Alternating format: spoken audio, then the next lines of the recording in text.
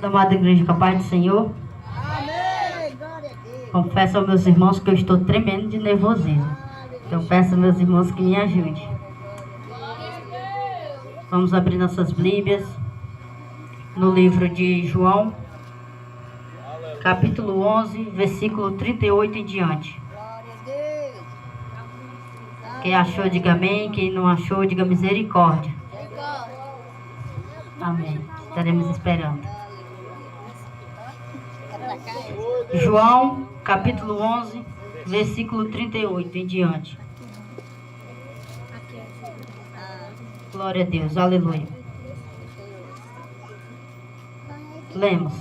A palavra de Deus diz assim: Jesus, pois, movendo-se outra vez muito em si, veio ao sepulcro, e era uma caverna, e tinha uma pedra posta sobre ela. Disse Jesus: tirai a pedra. Marta, irmã do defunto, disse-lhe: Senhor, já cheira mal, porque é já de 4 dias. Disse-lhe Jesus: não te hei dito que se creres verás a glória de Deus? Tiraram, pois, a pedra, e Jesus, levantando os olhos para o céu, disse: Pai, graças te dou por me haveres ouvido. Eu bem sei que sempre me ouves, mas eu disse isto por causa da multidão que está em redor, para que creiam que tu me enviastes. E tendo dito isto, clamou com grande voz: Lázaro, saia para fora. E o defunto saiu, tendo as mãos e os pés ligados com faixas, e o seu rosto envolto num lenço. Disse-lhe Jesus: desliga-o e deixa-o ir. Muitos, pois, dentre os judeus que tinham vindo a Maria e que tinham visto o que Jesus fizeram, creram nele. Podem tomar os seus assentos. Glória a Deus, aleluia. Glória a Deus, aleluia, Jesus. Glória a Deus, aleluia. Pedi confirmação a Deus dessa palavra. Deus me confirmou. Só que a gente é meio teimoso, né, irmão? E eu pedi mais uma confirmação e ele me confirmou ontem, através do louvor da missionária. Glória a Deus. Glória a Deus, aleluia. Meus amados irmãos, vou trazer uma pequena introdução. No capítulo 10, Jesus se encontrava na Judéia, pregando que ele era o bom pastor. Jesus já tinha feito várias maravilhas por onde ele passou, até que chegou um determinado tempo de ele fazer uma maravilha pelo seu amigo Lázaro, a qual ele tinha Lázaro por amigo, para que o nome de Deus fosse glorificado. Mas desta vez foi diferente a maravilha que Jesus fez, porque não só glorificou a Deus Pai, como o exaltou, e também como a toda a multidão passou a reconhecer que Jesus era o Filho do Deus vivo, a qual foi enviado neste mundo para morrer por mim e por você. Jesus estava na Judéia, fazendo seus prodígios, suas maravilhas, curando cegos, curando coxos, aleijados, fazendo cego ver, surdo ouvir e mudo falar. Só que a multidão não acreditava, não toda, mas a boa parte da multidão não acreditava que Jesus era o Messias por conta dos fariseus. Então os fariseus começaram a induzir coisas na cabeça da metade da multidão, que quiseram apredejar Jesus. Então Jesus saiu de Judéia e foi para além do Rio Jordão. Jesus, indo para além do Rio Jordão, lá começou também a operar o seu efetuar. E aqui, meus irmãos, Deus me deu por tema desta pregação: se creres, verás a glória de Deus. Então, quando Jesus saiu da Judéia e foi para além do Jordão, vem o primeiro tópico, que é o início da provação. Jesus estava na Judéia e saiu da Judéia, foi para além do Rio Jordão, onde ele havia sido batizado, e foi fazer suas maravilhas por lá. E aí começa o início da provação dos 3 irmãos, Marta, Maria e Lázaro. Até então Lázaro estava otimamente bem de saúde, estava otimamente os 3 bem na presença de Deus. Mas aí, como todo cristão passou por uma provação, eles também passaram. Iniciou a provação de suas vidas. Quando iniciou a provação de suas vidas, era simplesmente uma enfermidade de Lázaro. Não era outra coisa, era simplesmente a enfermidade. E vem o primeiro ponto, que é tempo escasso da dificuldade. Eu fui pesquisar essa palavra, o significado dela, escasso. Ela quer dizer insuficiente, quer dizer limitado. Ou seja, eles passaram um tempo escasso da dificuldade, mas foi um tempo limitado, a qual era só para testificar da fé deles, a qual era um tempo que ali começou a provação, mas que tinha um tempo determinado para acabar. Assim é na sua vida e na minha vida. Muitas das vezes vem provações, mas nós nos desesperamos, mas nós desesperamos sem motivo, porque ela tem um tempo determinado para acabar. Para mim e para você pode ser longo, para mim e para você pode ser uma eternidade. Mas Deus dos altos céus olha para mim e para você e diz: te acalma e aquieta-te, porque logo, logo esse tempo escasso vai acabar. Eu não sei qual a dificuldade que você passa na sua vida. Eu somente sei da minha e da minha família. Eu não sei a sua dificuldade. Eu não sei qual o tempo escasso que está na sua vida. Mas Deus me trouxe aqui esta noite para te dizer que Ele é limitado e que logo mais Ele vai cessar. Não te preocupa nem te desespera. Somente confia no Senhor. Como a palavra dele diz: se creres, verás a glória de Deus. Basta somente crer e permanecer fiel. Aqui, a família de Lázaro começa a entrar num processo de provação. Mas como todos sabem, quando a provação chega, ela chega sem avisar. Ninguém nem sabe o porquê e nem sabe qual é a provação. Você vai descobrindo no decorrer da caminhada a qual as coisas vão apertando, a qual o parafuso vai apertando, e você vai gemendo e chorando como criança. Aqui foi com Marta, Maria e Lázaro. Eles não sabiam que vinha uma provação sobre a vida deles. Até então eles eram amigos de Jesus, estavam bem com Jesus. Na mente deles não haveria motivo algum para vir uma provação, e nem sequer eles imaginavam que veria.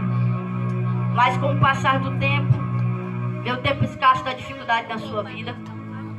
Lázaro caiu em uma profunda enfermidade, a qual para os humanos era uma enfermidade para a morte, não tinha cura. Para os humanos não daria tempo Jesus, mesmo que Jesus viesse em rápido tempo, não daria tempo, porque a enfermidade de Lázaro havia se agravado de uma forma a qual todos os cientistas e médicos daquela época desistiram e somente pediram para Marta e Maria esperar a má notícia chegar.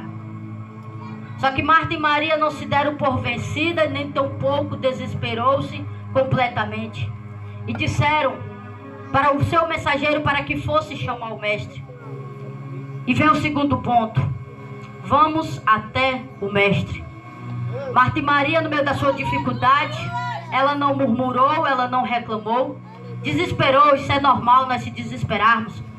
Mas a atitude delas foi: vamos chamar o mestre, vamos até o mestre. E elas mandaram com que o mensageiro fosse chamar o mestre.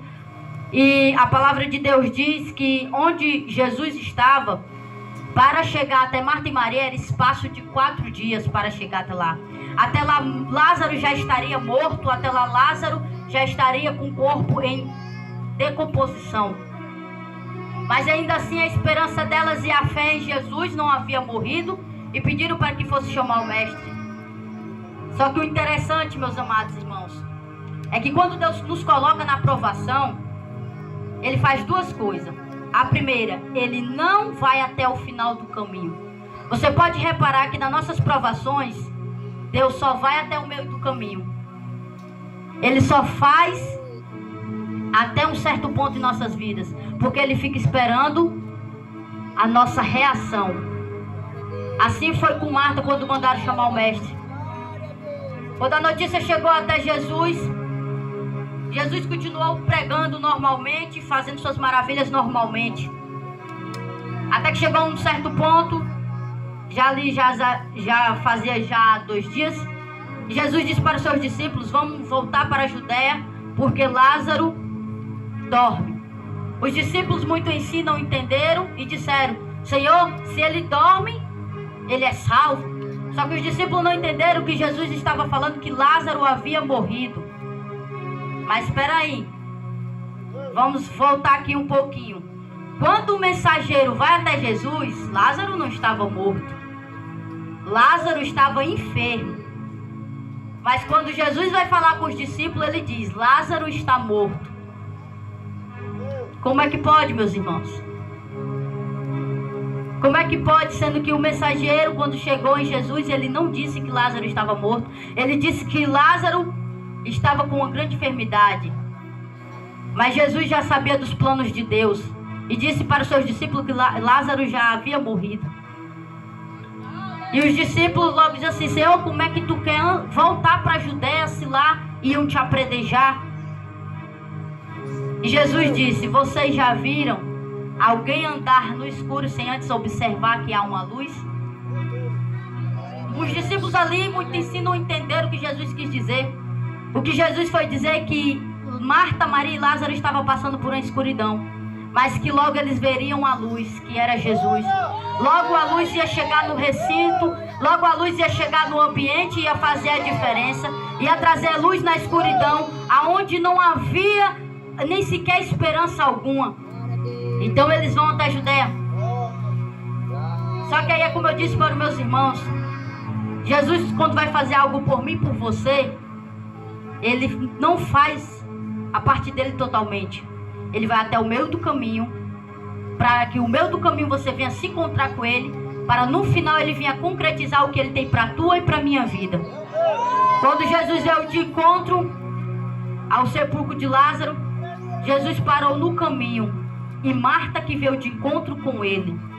Quando Marta se encontra com Jesus, ela muito questiona, ela muito pergunta: Senhor, se o Senhor estivesse aqui, meu irmão Lázaro não teria morrido. Meu irmão Lázaro estaria comigo e com minha irmã Maria. Mas Jesus disse: Marta, calma. Se creres, verás a glória de Deus. Ainda que morto, essa enfermidade não veio para a morte de Lázaro, mas para que o nome do meu Pai viesse a ser glorificado. Então, quando Marta ali se encontra com Jesus, Jesus vai acalmando ela, e logo em seguida vem Maria, também ao encontro de Jesus. O que Jesus quer dizer para mim e para a tua vida, é que para ele fazer um mover na tua vida, você tem que dar o primeiro passo. Você tem que dar o primeiro passo da fé e crer que Ele vai fazer. E aí em seguida Ele vai de encontro contigo, e tu vem de encontro com Ele, e no final Ele te dá a vitória. É isso que Jesus quer dizer para mim e para você essa noite. Porque eu não generalizo em todos, mas a boa parte dos cristãos só quer oba-oba, só quer venha. Como foi dito aqui, para o vosso reino nada. Ou seja, só quer adorar a Deus quando está indo tudo bem, quando tudo vai bem, na abundância. Está uma maravilha. É fácil de adorar, é mamão com açúcar, meus irmãos, adorar na abundância.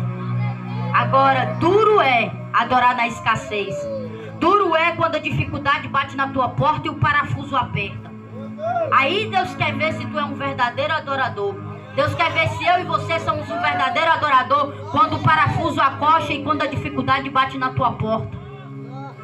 Assim foi com Marta, com Maria. Jesus já sabia que eles eram amigos e verdadeiros adoradores. Só que Jesus mandou essa aprovação para saber se realmente eles... Claro que Jesus já sabia, mas Jesus queria saber se realmente eles iam adorar no momento da dificuldade. Para saber se elas iam adorar o Senhor ou murmurar. E aí vem o segundo tópico, que é tira a pedra da incredulidade. Todos nós sabemos que quando estamos numa dificuldade da nossa vida, a primeira coisa que vem, que a gente observa, é a dificuldade.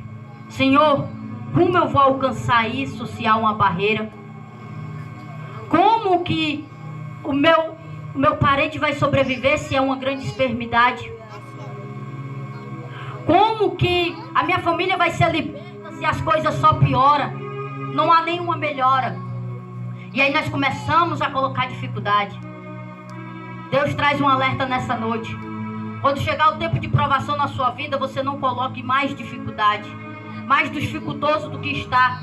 Porque é através da dificuldade, é através de você somente observar a dificuldade, que vem a incredulidade.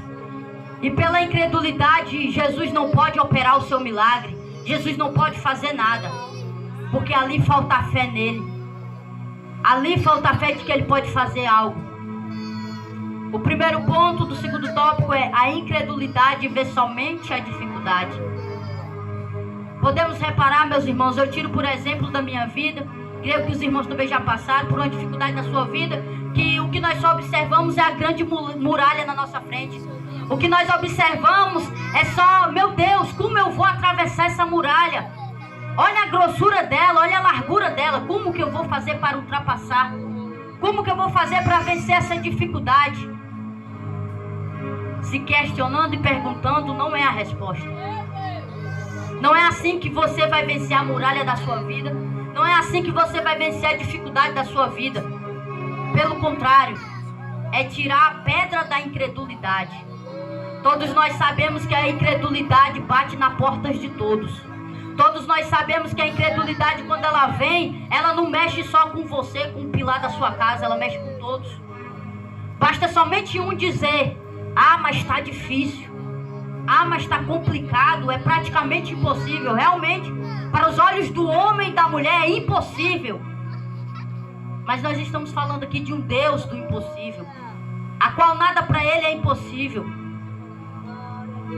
Quando Jesus vai até Marta e Maria, elas dizem: Senhor, como que o Senhor chega agora? Se o Senhor tivesse vindo antes, meu irmão Lázaro estaria vivo. E agora já faz 4 dias que ele está morto, já cheira mal.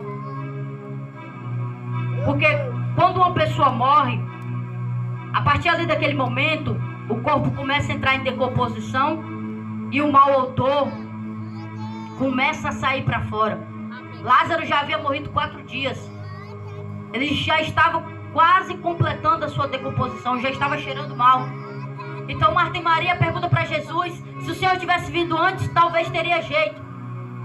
E Jesus disse para Marta: Marta, aquieta-te, o teu irmão há de ressuscitar.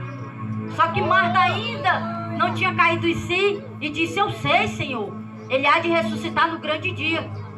Jesus olha novamente para Marta e diz: Marta, teu irmão só dorme.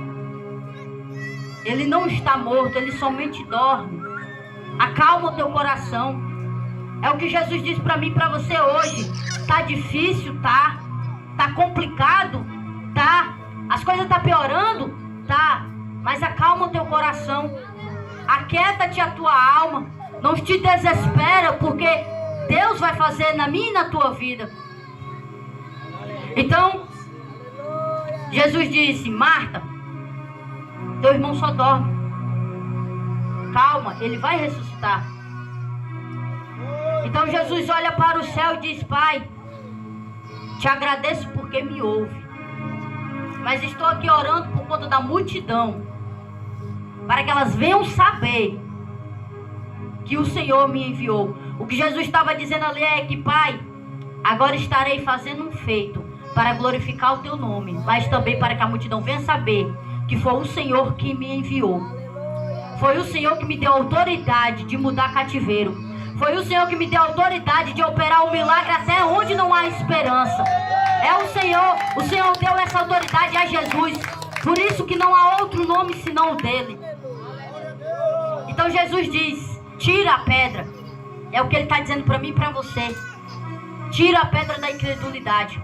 Eu fui pesquisar a palavra tira e remover. Só que a palavra remover, meus irmãos, quando você diz remove a pedra, significa que você pode torná-la a colocar de volta. Porque você apenas removeu para um lado. Então, se vier outra dificuldade, você pode colocar ela de novo no lugar. A pedra da incredulidade. É por isso que Jesus disse: tira a pedra. Foi isso que Jesus disse: não remove a pedra da incredulidade da tua vida, não. Tira ela por inteiro, bagaça ela, quebra ela todinha. Porque a pedra da incredulidade da tua vida não vai te ajudar em nada. Ela só vai te fazer colocar num poço profundo, a qual desse poço profundo perde as esperanças, perde a fé. E aí quando você vai ver, a morte espiritual tem te alcançado. A morte, porque eu estou falando aqui da morte de Lázaro, a morte de Lázaro foi física. Mas trazendo para os dias de hoje, não é da morte física que Jesus está falando, é da morte espiritual. Quantos estão mortos aí espiritualmente, por conta que deixou a pedra da incredulidade tomar conta da sua vida? por conta que apenas só removeu a pedra. Quantos aí não estão mortos espiritualmente? Porque perderam a fé. Não tiraram a pedra da incredulidade, apenas removeu ela para o lado e ela dominou sua fé e aí foi se esvaziando aos poucos. O primeiro sinal de uma morte espiritual é quando nem sequer você mais almeja orar. É quando você já olha para o céu e diz assim: eu já não tenho mais jeito mesmo. Nem minha família dá nada por mim, nem meus amigos dá nada por mim. Vou estar orando a Deus para quê? Se eu não tenho mais jeito. Já disseram que eu sou a destruição da família. Aí é que começa a morte espiritual, porque você começa a desvalorizar o poder de Deus. Você começa a desacreditar que quando muitos te rejeitam, Ele é o único que está ao teu lado. Quando muitos não te dão valor por nada, Ele é o único que está ali para te valorizar. E mesmo que você sinta: ah, mas eu sinto que Deus está tão longe de mim, Ele continua sendo Deus. Longe ou perto, Ele não deixou de te observar. O próprio salmista Davi disse: Senhor, se eu for ao mais profundo mar, ali o Senhor está comigo. Se eu for às profundezas da terra, ali o Senhor está comigo. Se eu for ao céu, subir ao céu, aí o Senhor está comigo. O que o salmista Davi estava querendo dizer ali é que independente da dificuldade da tua vida, independente do que está acontecendo, Deus não te abandonou. Ele continua olhando para ti. A questão é que Ele quer que você tome uma posição na sua vida para que Ele venha fazer o milagre e operar a maravilha na tua vida. É só isso que Ele quer. Não é nada difícil, meus irmãos, de você chegar aos pés do Senhor e reconhecer: tão falho e pecador eu sou. Mas ainda assim, faça como o salmista Davi. Quando o salmista Davi notou que o Espírito Santo estava se esvaziando dele, ele disse: Senhor, é como se ele pegasse o Espírito Santo pelo pé. Olha cá, Senhor, tira tudo de mim, tudo, mas não me aparta o teu Santo Espírito. Não me tira a tua presença, porque é dela que eu desejo, almejo, e é dela a qual eu estarei bem contigo, e é dela a qual eu sei que o Senhor não me abandonou. Glória a Deus. Meus irmãos, você pode perder tudo na sua vida, tudo. Você tem um jeito de recuperar, tem. Mas se você perder a presença de Deus, difícil é recuperá-la. Porque uma vez que você perde a presença de Deus, o diabo multiplica a investida dele, para que você venha cada vez se sentir mais podre por dentro. Eu tiro por mim, meus irmãos, eu vivi no lamaçal do pecado, e toda vez que eu tentava chegar até Jesus, eu me sentia suja. Eu dizia assim: eu nem digna de olhar para o céu eu sou. Eu me sentia imunda, e eu dizia: Senhor, eu quero chegar até ti, mas a sujeira que está em mim não permite. Até que um certo dia, de tanto eu dizer isso, Jesus bradou do meu coração: lembra da mulher do fluxo de sangue? Ela estava imunda, mas ainda assim ela disse: eu vou tocar somente na orla dele. É somente na orla dos seus vestidos que eu vou tocar, e eu sei que eu vou ser curada. Ela estava imunda, mas saiba de uma coisa: quando ela tocou na orla de Jesus, não foi Jesus que ficou sujo não, meu irmão. Ela estava imunda e podre, mas não foi Jesus que ficou sujo não, meus irmãos. Foi Jesus que limpou ela. Ela ficou limpa só de tocar nas vestes do Senhor. É o que Jesus está dizendo para mim e para você. Você pode até se sentir isso, mas basta somente você descer. Basta somente você descer sobre os meus pés, e não é eu que vou ficar sujo, pelo contrário, sou eu que vou te purificar. Sou eu que vou te limpar. Sou eu que vou fazer a mudança na tua vida. Apesar de muitos não acreditarem e não dar nada por ti, sou eu que vou fazer. Assim Jesus disse para mim. Eu tinha para mim que eu não tinha valor algum, mas Jesus olhou para mim e disse: você é uma pedra preciosa, a qual eu lapidarei. E eu fui lapidada, meus irmãos. Sou testemunho vivo do que Jesus fez por mim. E hoje eu estou aqui na presença de Deus. Realmente, meus irmãos, quando eu estava naquele poço sem fim, Quando você tenta sair, é como se tivesse uma corrente amarrada em você, puxando você para voltar. Só o que nós temos que fazer é clamar pelo sangue de Jesus. É clamar: Senhor, me ajuda a sair desse sufoco. Me ajuda. Eu já ouvi uma pessoa dizendo que é impossível sair do mundo. O mundo aqui que eu estou dizendo, meus irmãos, não é o mundo em geral, são as coisas que o inimigo oferece. O alcoolismo, as drogas, a prostituição. Eu já ouvi uma pessoa dizendo que é impossível sair disso. Só que eis-me aqui como testemunho vivo para te dizer: se você quer verdadeiramente, se você acredita que o Deus que operou no passado, Ele pode operar hoje na tua vida, não se dê tempo vencido não. Porque o diabo, ele já implantou a semente da dúvida na tua cabeça. Arranca essa semente da tua cabeça e diz: eu quero mudança na minha vida. Eu quero mudar, quero servir ao Deus Altíssimo. Porque quando ele planta a semente da dúvida na sua cabeça, vem a incredulidade, vem a falta de fé, e vem o desespero, a angústia. E daí ele começa a investir na ansiedade, começa a investir a você ficar preso naquilo. E se você não pedir socorro a Deus, ninguém pode fazer nada por você. É você que tem que pedir: Deus, me socorre. Deus, eu preciso e necessito de um SOS divino. Eu preciso de ti. Foi o que Marta e Maria fez. Jesus, precisamos de ti. Nosso irmão morreu. Se o Senhor tivesse chegado um pouco mais cedo, talvez ele estaria vivo. Só que Marta e Maria não estavam entendendo o mistério.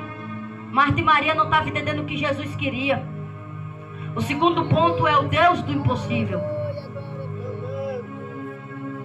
Lá em, se eu não me engano, é Lucas, capítulo 1, versículo 37. Diz que nada é impossível para Deus.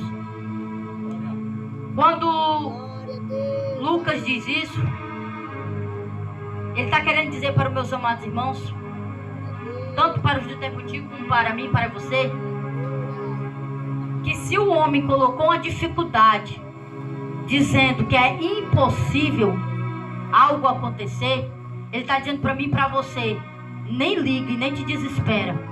Porque para o que o homem é impossível, para mim não é nada. A dificuldade na nossa vida, o problema na nossa vida, para Deus não é nada. Para mim e para você é uma bola de neve, é algo que a gente fica: meu Deus, como que eu vou sair desse sufoco? Mas Deus está olhando do alto do céu e dizendo: filha minha, filho meu, não te preocupa que isso aí para mim não é nada. Isso aí eu resolvo não abrir e piscar de olhos. Apenas persevera, se inclina perante mim e me busca, que eu hei de fazer na tua vida. Foi isso que Lucas queria dizer. Que para mim e para você realmente, quando nós batemos de frente com uma muralha, nós se desesperamos e achamos que é o impossível ultrapassar ela. Mas Deus me trouxe aqui para te dizer que não é impossível. Ele apenas está dando só um tempo para ver a tua fé. Essa situação na vida de Marta e Maria, quero dizer para meus irmãos que há dois tipos de situações na nossa vida.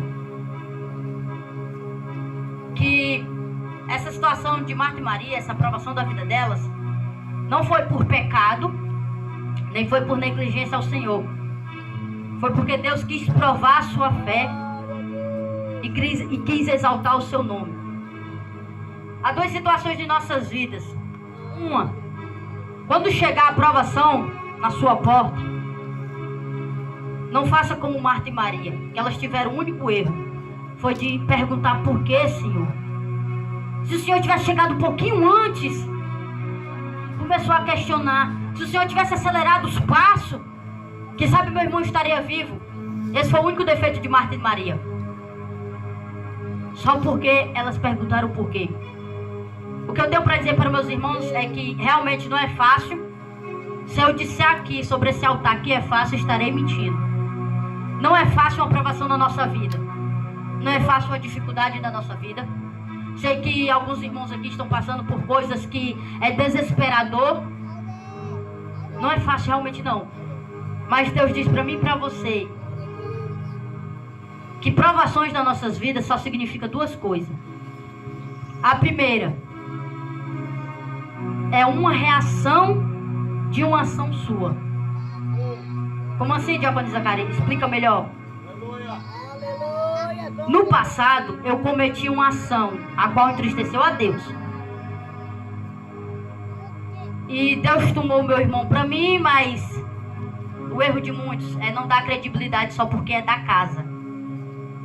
Meu Deus.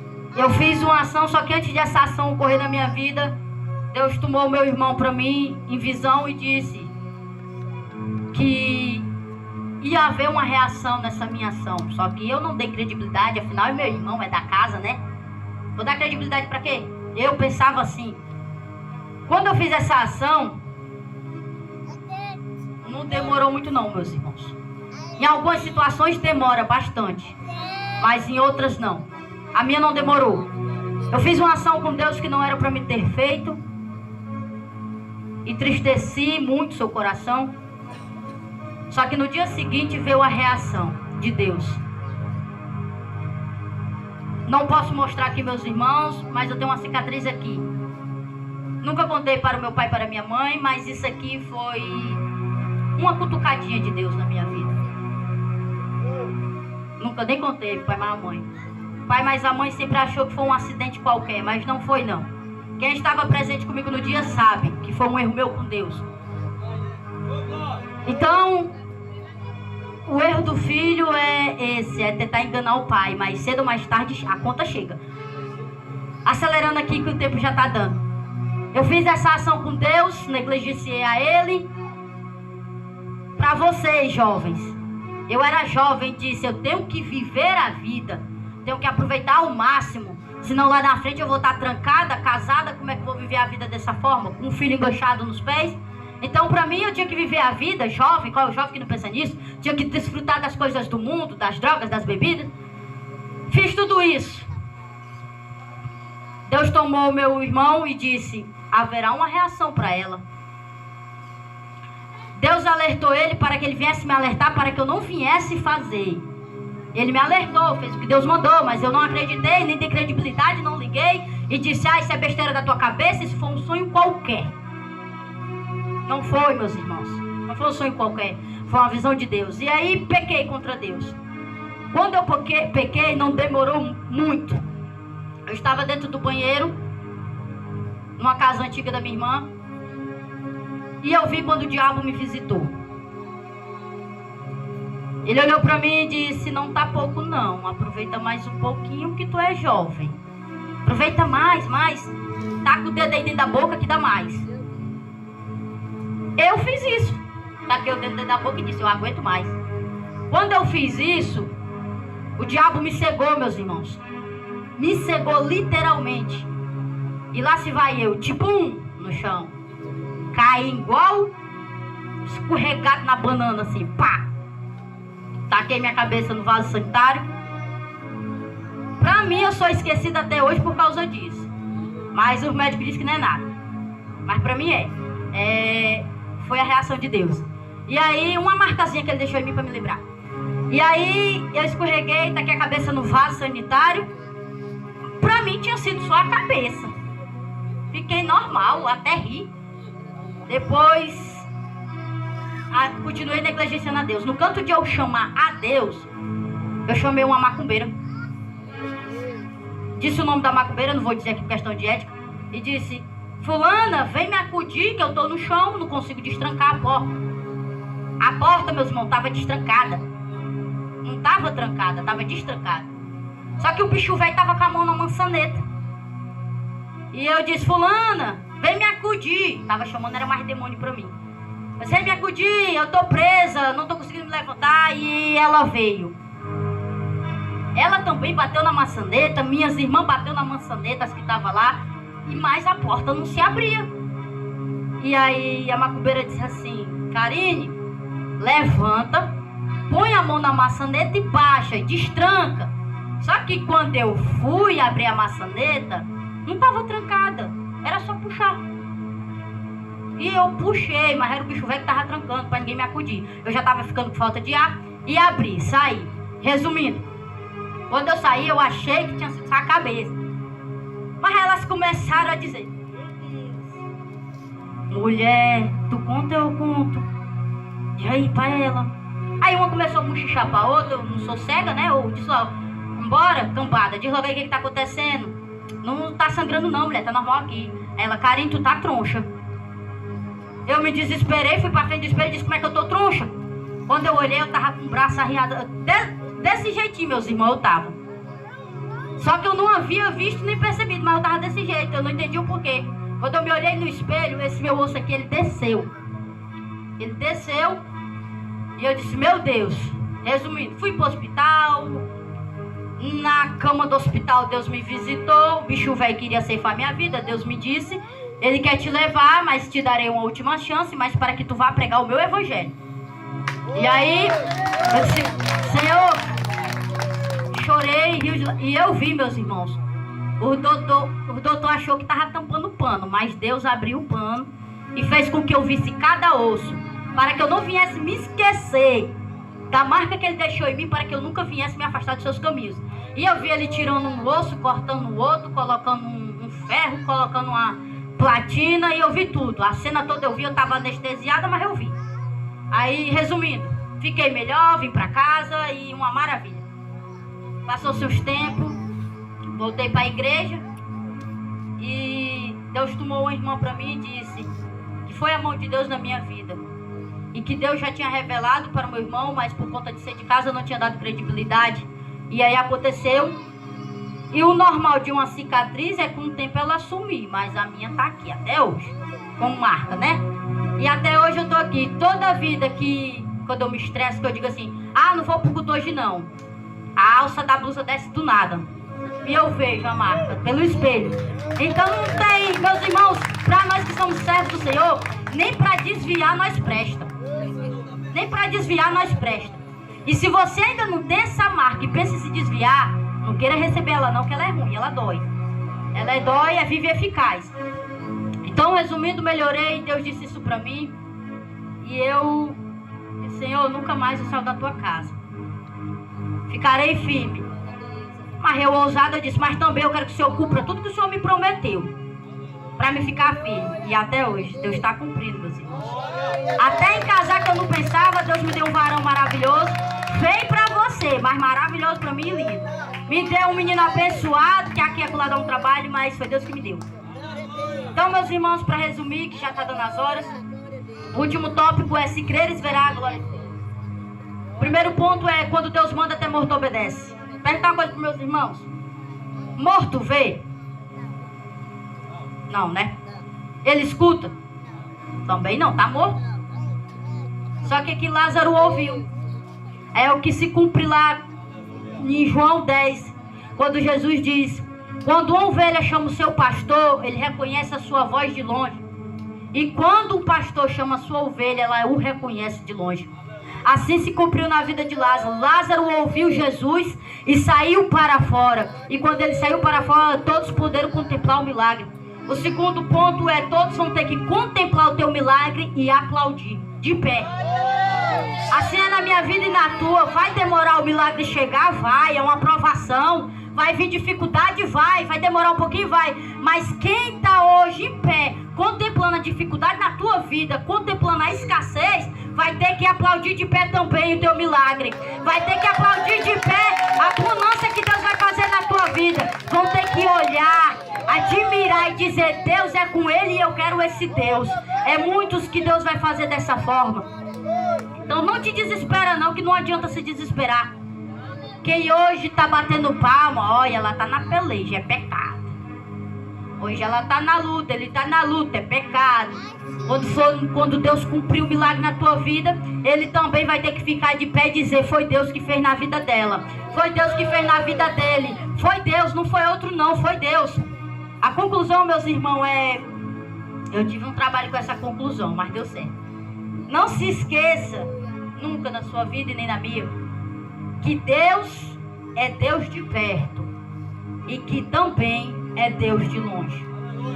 E que independente da circunstância e da dificuldade da tua vida, se Ele estiver perto de ti ou longe de ti, Ele está contemplando tudo e o tempo é limitado da dificuldade. Basta você tomar o primeiro passo, meu irmão, e servi-lo verdadeiramente. Ele é Deus de perto quando você está firme com Ele, buscando Ele verdadeiramente. E Ele é Deus de longe quando Ele vê que tu tá balança, mas não cai. Mas mesmo assim Ele continua fiel a ti. É da mesma forma que Ele quer para mim e para você, que nós venhamos continuar sendo fiel a Ele. Porque Deus nunca mudou, nunca vai mudar e Ele nunca deixou de ser fiel. Pelo contrário, nós que muitas das vezes nos negligenciamos, queremos questioná-lo e deixar de ser fiel a Ele. Só que o que eu tenho para mim e para você hoje é: a fidelidade com Deus traz e atrai bênçãos sem medidas nas nossas vidas. Aqui eu já sou grata à minha rica oportunidade.